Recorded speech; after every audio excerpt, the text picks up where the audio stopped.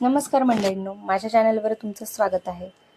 उन्हाळा म्हटलं की आईस्क्रीम तर हवीच ना, आणि जर ती घरी बनवलेली असेल तर अजूनच छान.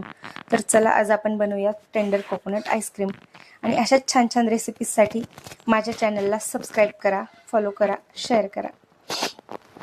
ओके, आपण आईस्क्रीमसाठी पहिले आपल्याला लागणार आहे कोकोनट मिल्क. ते बनवण्यासाठी आपण एक कोकोनट घेतलेला आहे, त्याचे बारीक पीसेस करून मिक्सरमध्ये टाकलेत. त्यानंतर त्यात 2 कप पाणी टाकून आपण ते मिक्सरला फिरवून घेतले. त्यानंतर एक कॉटनचा स्वच्छ रुमाल घेऊन त्यामधनं आपल्याला ते मिश्रण गाळून घ्यायचं आहे आणि आपलं कोकोनट मिल्क रेडी आहे. त्यानंतर मी एका कोकोनटची मलाई घेतलेली आहे.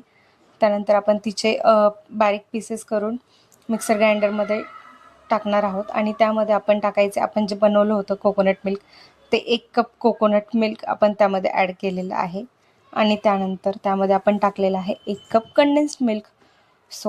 तुम्हाला जास्त गोड आवडत असेल तर तुम्ही त्यामध्ये शुगर पण ॲड करू शकता, बट कंडेन्स्ड मिल्क ऑलरेडी गोड असतं, त्यामुळे मी इथे शुगर टाकलेली नाही आहे. आणि थोडीशी मलाई आपण ठेवली होती बाजूला, तिचे आपण एकदम असे बारीक पीसेस करून घेतलेले आहेत, कारण आपण लास्टला ते ह्यामध्ये मिक्स करणार आहोत. त्यामुळे आपल्याला एकदम नॅचरल टेस्ट, आईस्क्रीमला आपल्या नॅचरल टेस्ट येईल.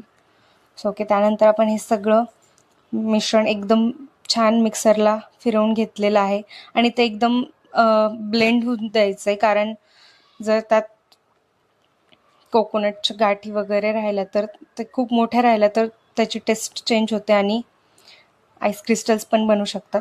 त्यानंतर आपण घेतलेली आहे अमूलची फ्रेश क्रीम. तुम्ही इथे साय पण वापरू शकता. ती आपल्याला 2 कपच्या जवळपास घ्यायची आणि ती आपल्याला छान फेटून घ्यायची. त्यानंतर हे सगळं मिश्रण मिक्स करून आपल्याला एका कंटेनरमध्ये काढायचं आहे आणि त्यामध्ये वरतून आपल्याला हे कोकोनटचे छोटे पीसेस केले ते टाकायचे आणि फ्रीज करण्यासाठी ठेवून द्यायचं आहे. माझी आईस्क्रीम बनवून रेडी आहे. तुम्ही पण नक्की ट्राय करा. थँक्यू.